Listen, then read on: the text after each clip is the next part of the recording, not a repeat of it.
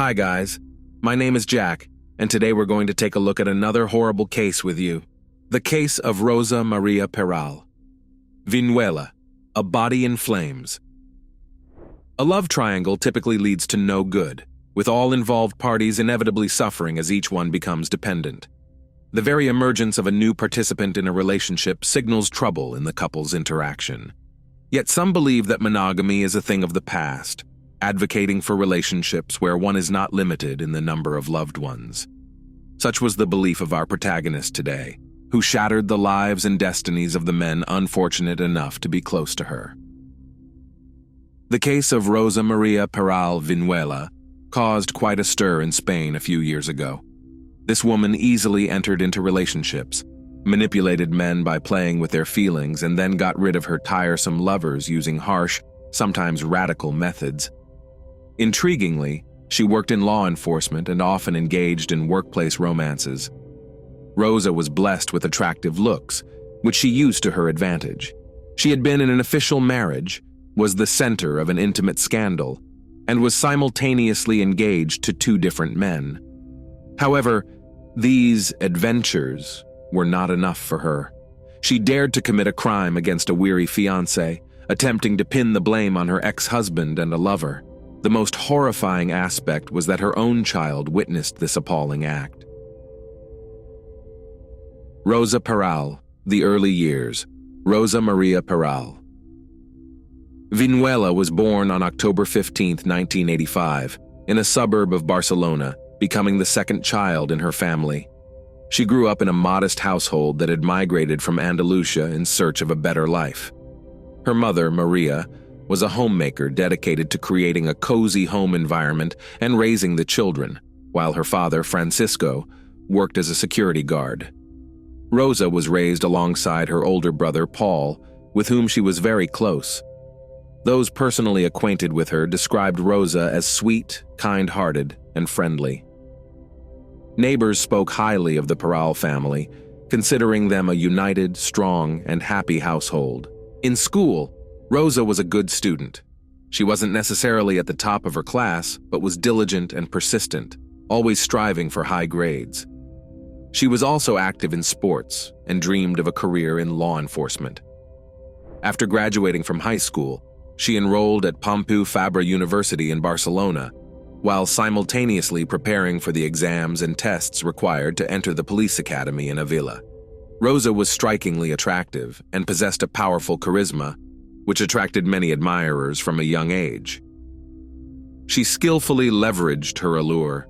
During her college years, she worked as a waitress in one of the popular nightclubs, earning a decent salary and tips that allowed her to pay for her education independently.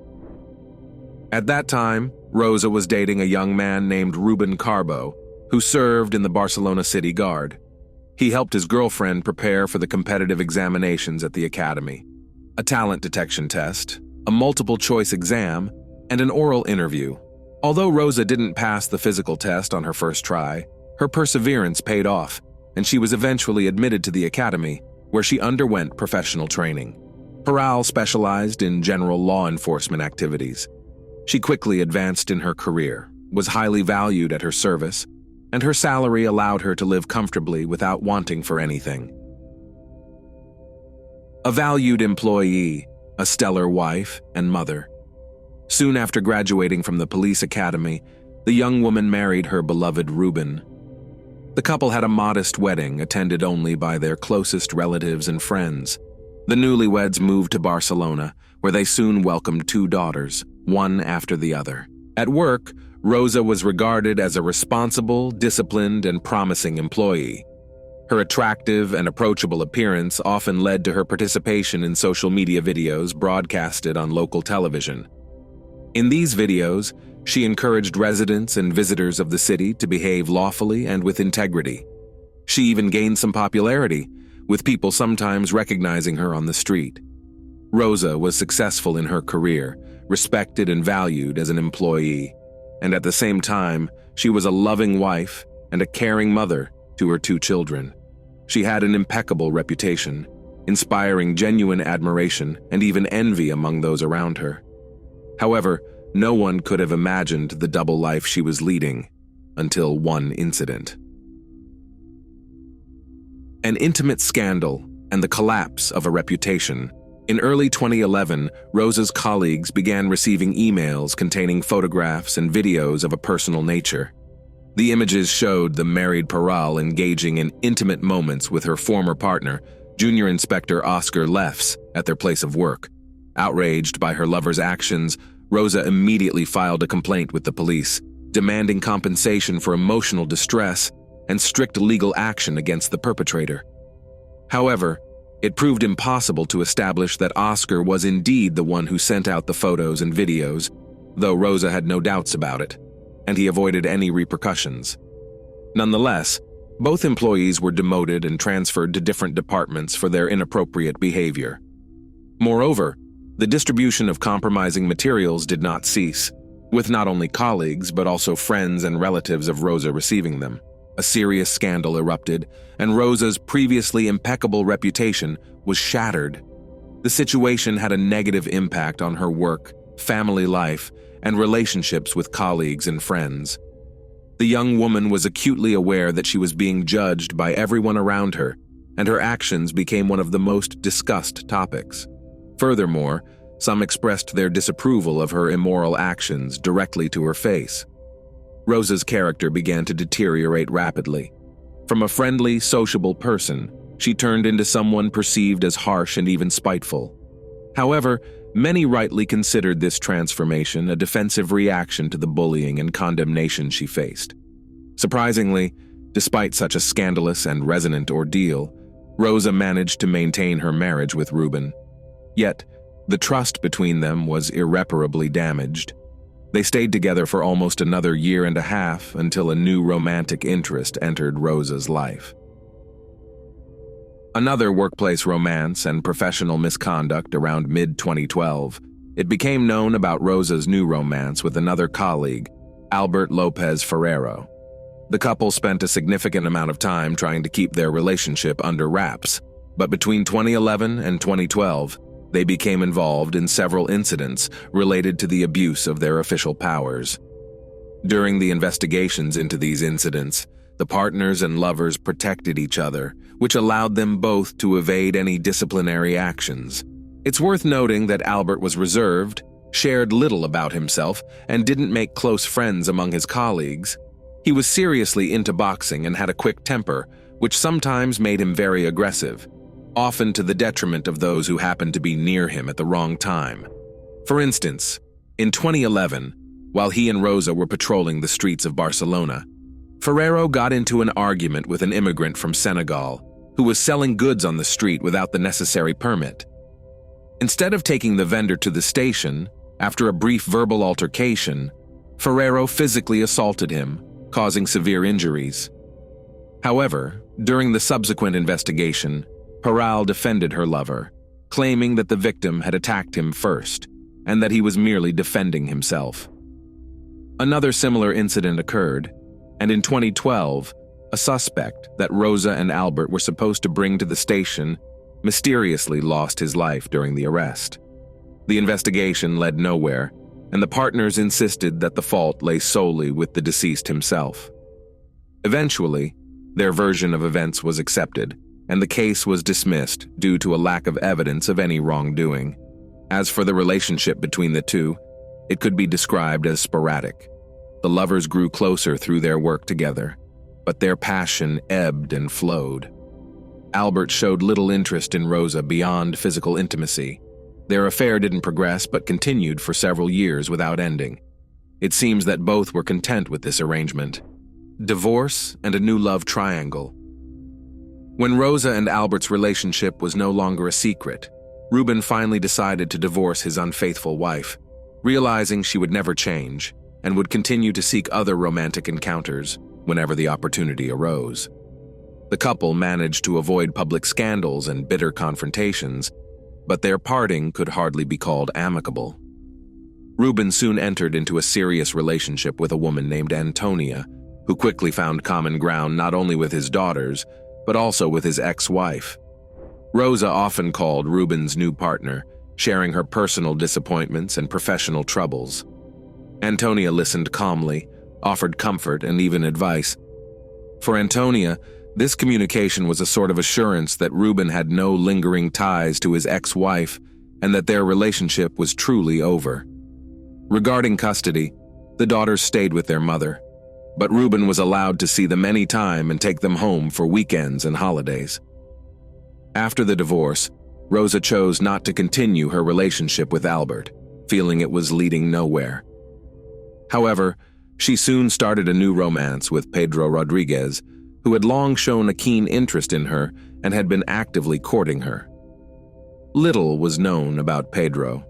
He was born in Barcelona in 1979, where he spent his childhood and most of his adult life. He also worked in law enforcement, albeit in the transportation department, so their professional paths rarely crossed. At the time he met Rosa, Pedro was married and raising a 5-year-old son with his wife.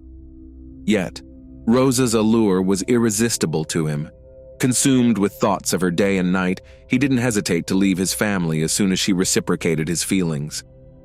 Adding complexity to the situation was the fact that Pedro was a longtime friend of Albert's. When news of his romance with Rosa became public, the ex-lover was baffled.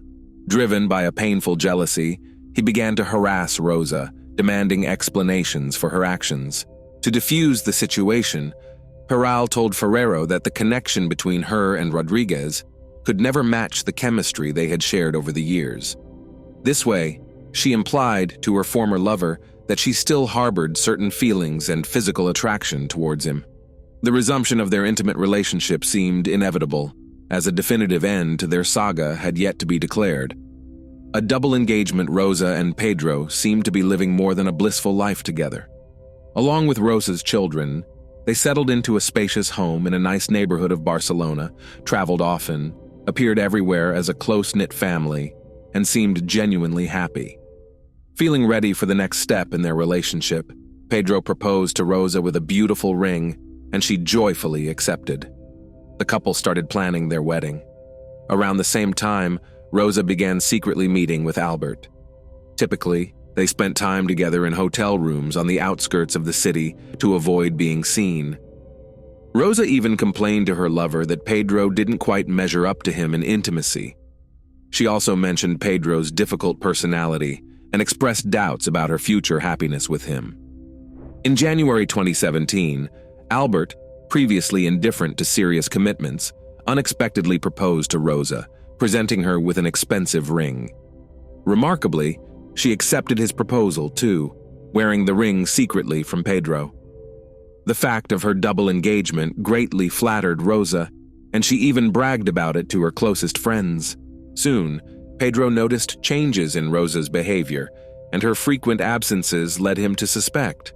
Moreover, Rosa found it increasingly difficult to justify her meetups with Albert. This strained Rosa and Pedro's relationship significantly. They argued often, and Rosa's increasingly aggressive and unpredictable behavior alarmed Pedro, making him fear for his safety. Eventually, Albert disclosed his affair with Rosa to his former friend, sparking yet another scandal. Rosa admitted to the betrayal but assured Pedro it was a one-time incident, driven by threats and pressure from Albert. Pedro pretended to believe her, not wanting to end their engagement, still hoping for a future of happiness together. However, from that point on, he began to monitor her every move, or at least that's what she told everyone. Pedro's fate-sealed Rosa claimed that her fiancé's jealousy was unbearable. He scrutinized her phone calls, monitored her social media interactions, and restricted her from spending time with friends. This behavior infuriated her, and any affection she once had for Pedro had vanished. Instead of confronting him or ending the engagement, Rosa devised a drastic plan to eliminate her troublesome fiancé. She decided to end his life, with Albert playing a pivotal role in this scheme, ready to be the fall guy if anything went awry. In mid-April 2017, Rosa confided her plans to her lover. She outlined that Pedro needed to be removed in such a manner that Ruben would appear to be the primary suspect. This was Rosa's way of retaliating against her ex-husband, who was still fighting for custody of their children. Notably, at this time, her fiancé was undergoing rehabilitation from a complex spinal surgery, during which a titanium plate had been inserted. The conspirators meticulously prepared for their heinous act. Rosa purchased a disposable phone, which she planned to dispose of immediately after the deed was done. They also pre-discussed the details and alternative plans in case any part of their original scheme proved unfeasible. Lovers and accomplices. On the night of April 30th, Rosa prepared a farewell romantic dinner for her fiancé. They spent the evening together, with Pedro blissfully unaware that he had less than a day to live. The following day, Sunday, they went shopping together, visited Rosa's parents, and then headed to her ex-husband's house to pick up the girls who had been staying with him for the weekend. At home, Rosa fed the children and then sent them to their room on the second floor, asking them to stay upstairs. The exact moment Albert entered the house remains unclear, as the accounts from those involved have repeatedly changed and contradicted one another. It is known that Rosa drugged Pedro with an unidentified substance mixed into a water-diluted medication he was taking post-surgery to alleviate pain. Shortly after consuming this mixture, Pedro's reaction became significantly delayed. He struggled with spatial orientation, moved slowly, and had poor cognitive function, making him an easy target.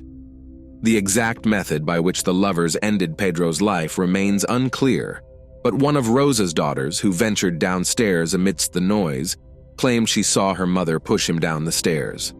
However, the court did not take the 6-year-old girl's words into account. Regardless, after the act, the couple placed Rodriguez's body in the trunk of a previously rented car to dispose of it later. There was also speculation that the man was still alive at that moment. The accomplices then drove the car to a deserted marshland outside the city, placed the body in the driver's seat, doused everything in a flammable liquid, and set it ablaze.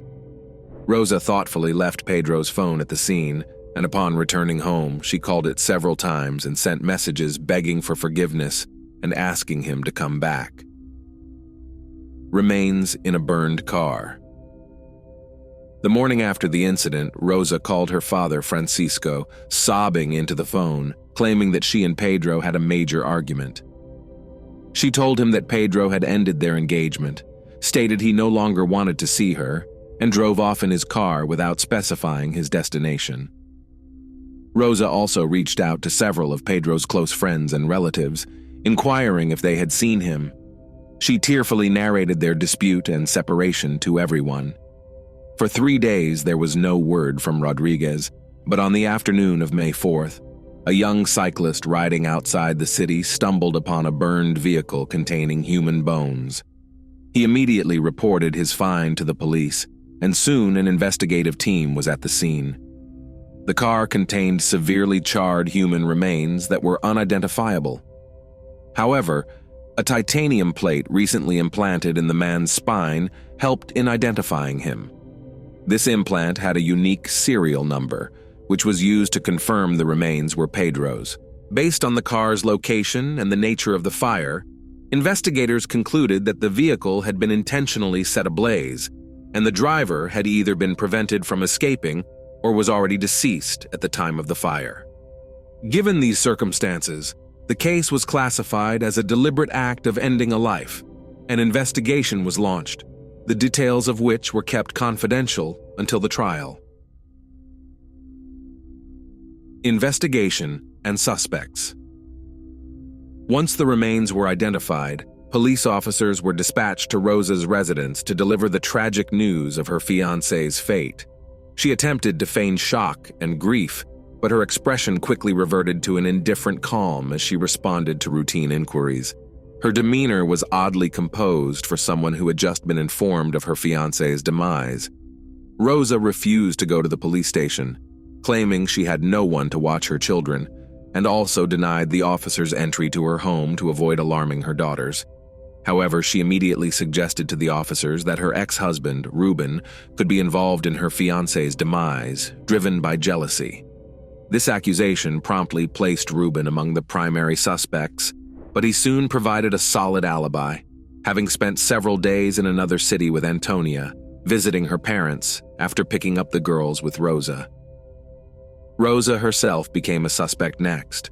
Her remarkable calm and detachment raised eyebrows. Yet, aiming to stay ahead, she voluntarily went to the station and suggested her former lover, Albert, as the perpetrator. According to Rosa, he had been harassing her, demanding she break off the engagement with Pedro to marry him instead, and had become enraged and threatening after her refusal. When police arrested Albert as a suspect, he immediately began testifying against Rosa, implicating her as the mastermind and executor of the crime. He disclosed that it was Rosa who had orchestrated the entire plot, including drugging Pedro to incapacitate him, making him an easy target. Rosa was arrested the same day based on this revelation. Trial and sentences. During interrogations, the lovers provided wildly different accounts of the events on that fateful evening. They desperately tried to shift blame onto each other. Their stories were inconsistent, and they struggled to accurately reconstruct the sequence of events. The investigation lasted nearly a year, with law enforcement painstakingly attempting to piece together the crime scene. It became clear that the pair had premeditated the act, indicating it was intentional and planned rather than spontaneous. Despite this, the woman maintained her innocence. She claimed that Albert showed up at her and Pedro's doorstep that evening, armed and irrational. Upon seeing her enraged ex-lover, she fled upstairs, fearing for her daughter's safety and attempting to protect them. At this moment, she alleged, Ferrero carried out the act on her fiancé.